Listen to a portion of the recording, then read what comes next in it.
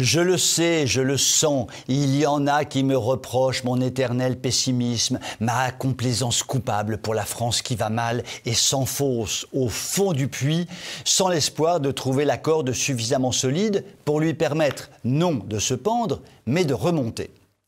Eh bien, pour une fois, je vais vous raconter une belle histoire qui finit bien. Si, ça existe parfois. L'histoire se passe dans la bonne ville de Troyes, en Champagne. Un antiquaire spécialisé dans la sculpture française achète, dans une vente publique, au début de l'année, une magnifique Vierge à l'Enfant, couronnée du XVIe siècle, portant de délicates traces de son ancienne parure polychrome. Un joyau, comme notre chrétienté chérie en a produit tant et tant, du temps où elle était irriguée d'une foi vive et ardente. Une très belle statue, estimée à plusieurs milliers d'euros au moins. Sitôt la Madone en sa possession, notre antiquaire se livre à une enquête circonstanciée et aboutit à une conclusion qui n'aurait pas déplu à Sherlock Holmes ou Hercule Poirot.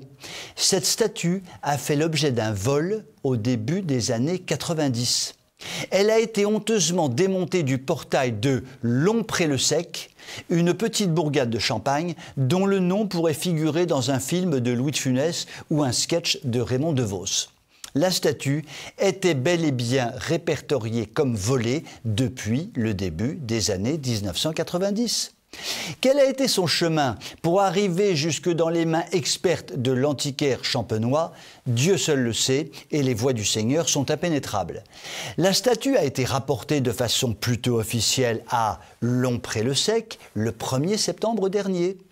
L'antiquaire était dans le convoi.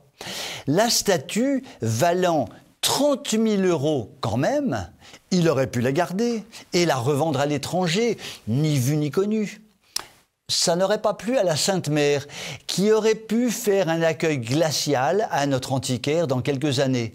Ce charmant garçon a donc préféré régulariser la situation en rapportant la merveilleuse statue.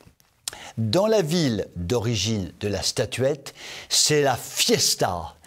En attendant qu'elle soit réinstallée, le maire, nous dit-on, est aux anges.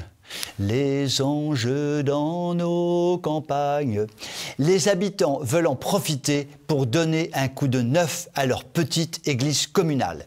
Décidément, le doigt de Dieu s'est posé sur Lompré-le-Sec. Je vous souhaite une très bonne soirée.